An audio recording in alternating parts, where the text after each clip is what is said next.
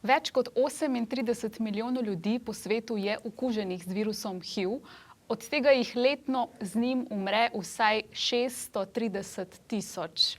In verjetno, ko prvič se soočiš z dejstvom, da si okužen z takim virusom, se ti mora zdeti, da je vsega konec. Poznamo zelo odmeven primer znanega pevca Freddija Mercuryja, ki je umrl z posledicami HIV-a, natančneje s pljučnico, in ker je ravno ozaveščanje ključ do zdravja. Ostanite z nami do konca, ker bo moj današnji gost, gospod Renato, z nami delil svojo dragoceno osebno zgodbo z boleznijo HIV.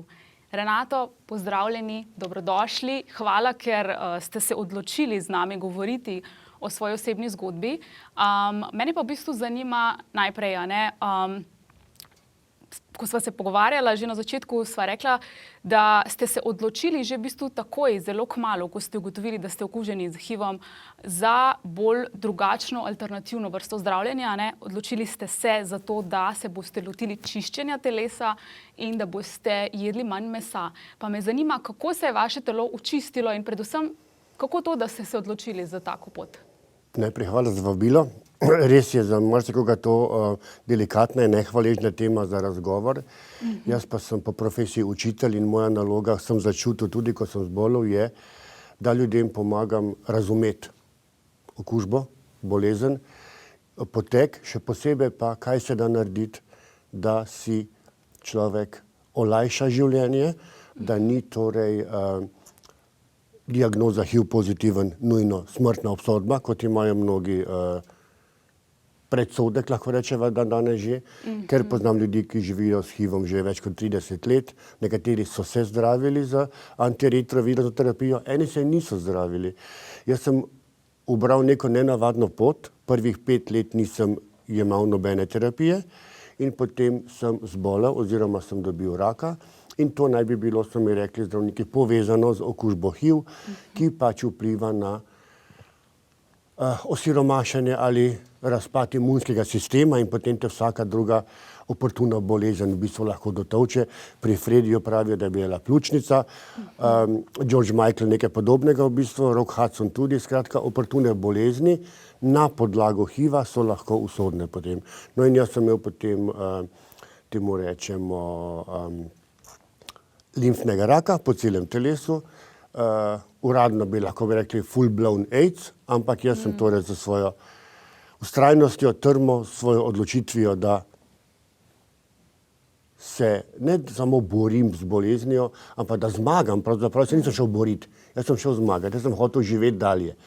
In potem sem seveda spremenil način življenja, vse malo prehrano tudi, ogromno enih alternativnih zdravil sem užival, od kanabisa do rjavih alg, klistirati sem se hodil na privat kliniko, vsaka stvari, ki niso najbolj običajne v klasični medicini in nekaj je delovalo. Seveda sem pa začel tudi jemati tablete, kot so mi jih predpisali pri zdravniku, pa tudi s tem sem se potem nekaj časa igral, sem poskušal jemati vsak drugi dan, vsak tretji dan, ampak rezultati niso bili najboljši. Tako da zdaj sem spet nazaj na redni terapiji. To se mi zdi v bistvu zelo dragoceno, ker ste rekli, jaz se nisem boril proti bolezni, ker ja, res je tisto, proti čemurkoli se boriš, je še spet obratnega učinka verjetno, ker je spet agresivno gremo proti nečemu. Ko ste se pa odločil za tako malo drugačno vrsto terapije, kako se je v bistvu vaše telo odzvalo? Kako se je potem po tem vsemu čiščenju, klistriranju in podobno? Kadar se boriš proti čemurkoli že, ali je to bolezen, ali je to človek, ali je to nek odnos, karkoli, ker jaz sem v bistvu imel odnos z mojo boleznijo. Imaš dve možnosti, ali zmagaš ali izgubiš. In to zame ni bilo sprejemljivo, zame je bila interesantna samo zmaga, konec. In jaz sem moral samega sebe ojačati, če hočeš, prepričati, da se ta borba nekako ne splača, ampak da edino, kar jaz lahko kontroliram, sem jaz sam. Bolezni same ne morem kontrolirati. Lahko pa moj odnos do bolezni, oziroma jaz si celo rečem, to je samo diagnoza, to ni bolezen, kar se mene tiče osebno. To je neka diagnoza, ki jo imam. In ta diagnoza je zdaj lahko ojoj, umrl bom, ali pa ojoj, kaj pa zdaj narediti. In jaz sem poskušal seveda ta drugo stvar sprejeti, kaj narediti. In naredimo lahko samo to, kar se zavedamo, da lahko naredimo, kar smo že slišali, kar smo prebrali, začneš raziskovati malo, začneš se družiti z ljudmi, ki so celo v isti situaciji in potem ostane neka mini skupnost, kjer si lahko pomagaš. Ampak moj način je bil, sem rekel, individualni pristop, telesu omogočiti, da se samo zoprstavi, niti ne bori. Da ojača do te mere. Jaz sem imel 55 kg, jaz sem bil v plenicah, jaz sem bil na invalidskem vozičku, mene so učili hoditi na novo, jaz sem bil 7 mesecev v bolnici, nepokreten, malo da ne. To je bila precej huda situacija. Zato sem tudi potem bil upokojen, ker sem enostavno bil, so rekli, to se več ne bo nikoli spremenilo. Kako pa je v bistvu okolica se odzvala, ko ste sporočili recimo najbližjim, da ste okuženi in potem naprej z vsem zdravljenjem? Ko sem zvedel, da sem okužen, sem povedal nekaj prijateljem, ker sem predtem že vedel, bil sem torej na gej sceni, bil sem ene vrste aktivist tudi in sem poznal situacijo, da pač tudi ljudi, ki so bili okuženi, ki so se večinoma potegnili vase, so se skrili, bilo jih je sram, bilo jih je strah in ko sem jaz dobil diagnozo, sem rekel, vsega tega se ne smem iti. To je tisto, kar me bo ubilo. Izolacija, osamitev, to je tisto in sem rekel, kolege poklical takoj isti dan, bil sem na pregledu, jaz sem pozitiven. Tudi eden me ni zavrnil, vsi so me sprejeli, objeli so me. Torej te mini stvari, ki ti dajo občutek, da pa le nisi tako zelo kužen, da nisi tako zelo zavržen celo, ker to je v bistvu neka vrsta socialna bolezen tudi. Človek dobi občutek, da ga ljudje več sprejemajo, da se ga bojijo. In ta del je najhujši v bistvu, ko pa dobiš, ko te tako sprejmejo, kljub vsemu, kar imaš predznanja o bolezni.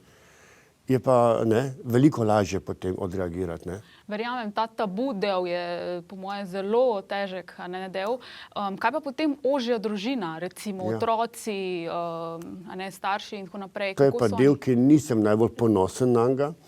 Jaz delam tudi iz tega, sem potem naredil stand-up komedijo, tudi knjige sem napisal na to temo in pravim, jaz mojim domačim nisem povedal, da sem HIV pozitiven, ker se nimam namena z nobenim dol dati, ker incest ni moj najljubši šport. Ampak to je bil izgovor, da nisem razkril bolezni, ker sem se bal, kaj bodo rekli. In potem, ko sem bil v bolnišnici, so poslali iz onkologije domov izvide krvi in je mama odprla kuverto in je izvedla na tak neprijeten način. Ta del mi ni všeč, ampak takrat enostavno sem bil v situaciji, ko me je bilo strah, bilo me je malo sram, enostavno nisem vedel, kako in kaj in pač pod preprogo potlačiš, ampak slej, ko prej pride ven. Tako da, če je kdo v situaciji, kjer lahko pričakuje pomoč družine ali okolja, zaupajte se drugim.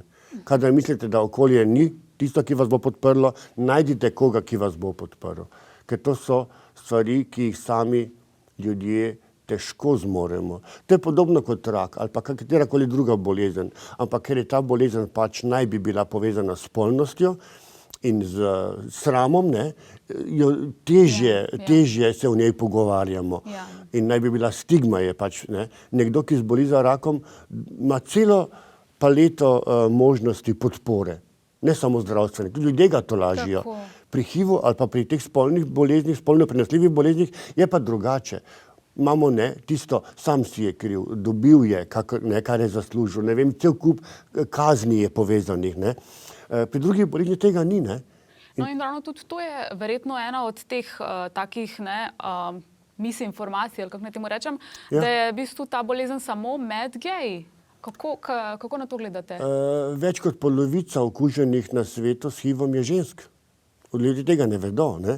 Zdaj imamo celo 2 vrsti HIV-a, naj bi bili HIV-1 in HIV-2, torej recimo temu belski in afriški HIV, ampak stvar je v tem, da je okrog 2% menda otrok, ki so okuženi. Jaz poznam primere, ko je ženska bila noseča, bila je HIV pozitivna, zdravniki so ji rekli, otrok se bo rodil pozitiven, takoj gremo na terapijo. Je rekla ne. In je pobegnila, to je bilo v Avstriji, k mojemu prijatelju v Zagreb, pri njem je rodila, po 2 letih, ko otrok razvije svoj imunski sistem, je bil otrok negativen. Skratka, obstajajo stvari, ki nam niso blizu, informacij nimamo. Recimo, Louis Montagnier, človek, ki je dobil Nobelovo nagrado za odkritje HIV-a, je povedal, s HIV-om si lahko okužen večkrat, ne da bi kronično zbolel. Če imaš dober imunski sistem, ga bo odpravil v nekaj tednih. Jaz teh informacij nisem imel, ne. In stvari, ki jih torej dobivaš, ne, iz okolja, nasprotujejo temu, kar potrebuješ. Okolje te z negativno energijo v bistvu dobesedno še bolj zatolče, ne. Saj ravno to je verjetno pri drugih boleznih, ne, je sej več te podpore pa manj tabuja, kjer pri HIV-u večina ljudi predvidevam, da še vedno misli, da se prenaša s slino, kar seveda ni res.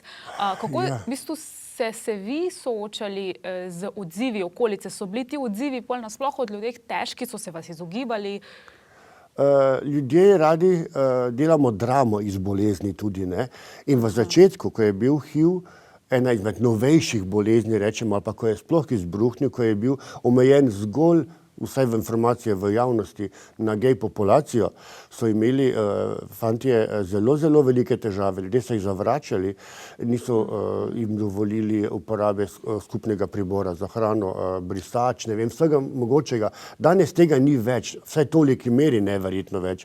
Jaz nikogar ne poznam, ki bi ga za to družina zavrnila. So pa seveda primeri, ne, ko so ljudje popolnoma izobčeni, dobesedno. Ene vrste gobavost, če lahko primerjavo delamo, ne, naj se bi kar prenašalo iz skodelice za čaj oziroma za kavo na sočloveka, ne. To se ne dogaja. HIV je celo na zraku neobstojen, mislim, da je sekunda ali dve maksimalno, ne. Tako da tudi komarji, ne, naj ga ne bi prenašali, ker če bi ga, bi bila po Afrike že v bistvu iztrebljene, verjetno, ne. Pa Azije, pa še Ja, recimo, ne. Kako ste se pa vi v bistvu sploh odločil, da se boste zdaj šel testirati za HIV, ne? Ker, kakor ste rekel, ni nujno, a ne? Mislim, zelo pozno lahko sploh veš, da ga imaš. Kje je bil tisti nek klik pri vas, da ste rekel? Jaz sem živel v Londonu tisto obdobje in v Londonu je pravzaprav neke vrste na gej sceni kultura testiranja, če hočeš, celo industrija testiranja. Testira se na vsakih 6 mesecev. In jaz sem se testiral na 6 mesecev, čeprav sem redno zmeraj uporabljal kondome, ampak ko se testiraš, te testirajo za vse spolno prenosljive bolezni. In ko sem šel na zadnji test, sem rekel samo za HIV. Zakaj sem rekel, ne vem.